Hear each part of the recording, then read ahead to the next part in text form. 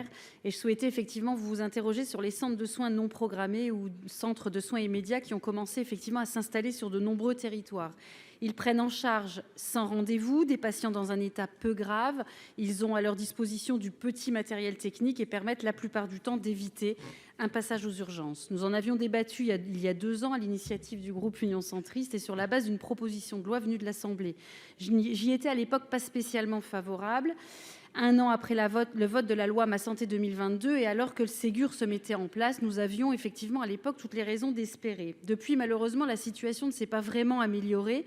Ce week-end encore, aux urgences d'un des hôpitaux de mon territoire, une jeune fille de 18 ans a passé plus de 36 heures seule, un problème de vertèbre sur un brancard aux urgences. Et je ne parle pas d'un lit dans un box, mais on voit bien que la situation est compliquée. Et selon les soignants, ils ont qualifié ce week-end de week-end comme jamais.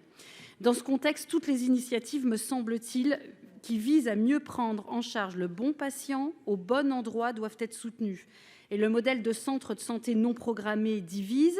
Le ministre tutelle, M. François Beaune, n'a d'ailleurs pas caché ses réticences sur le sujet. Alors certes, ces prises en charge se font hors parcours de soins, mais comme la prise en charge aux urgences d'ailleurs, avec un modèle économique, je vous l'accorde, peu satisfaisant pour le moment, et des professionnels ayant parfois renoncé à leur pratique hospitalière pour des conditions de travail plus acceptables.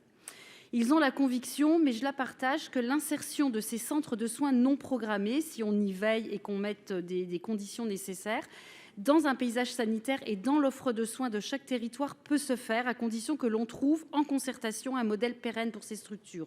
Aussi, j'aimerais connaître, Madame la Ministre, les intentions du gouvernement pour que ces centres de soins non programmés s'intègrent dans notre système de santé sur la base d'un modèle qui soit accepté et acceptable pour l'ensemble de la chaîne de soins.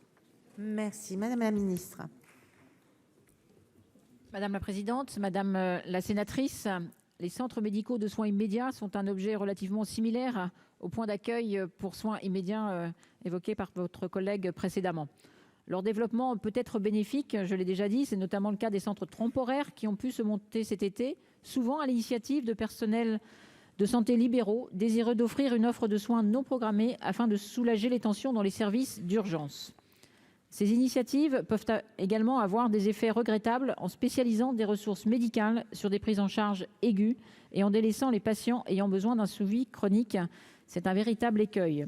En effet, certains de ces centres indiquent clairement refuser d'être le médecin traitant des patients.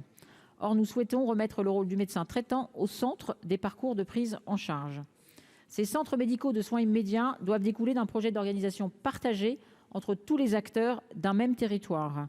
Donc, il est important, je le redis, que ces projets puissent s'articuler autour des CPTS et sans doute peut-être que la prise en charge de soins immédiats serait plus effective. Il convient aussi d'éviter, je l'ai redit, mais je pense que c'est important de le redire, que ce type de structure constitue un appel d'air pour les médecins urgentistes, alors même que les services d'urgence ont du mal à les recruter, et vous avez souligné ce fait vous-même. Notre position est donc de travailler à un meilleur encadrement de ces structures qui se spécialisent dans le soin immédiat. Merci Madame la Ministre. La parole est à Madame Dominique Estrosi Sassone pour le groupe Les Républicains. Merci. Merci Madame la Présidente, Madame la Ministre. Le 11 juillet dernier,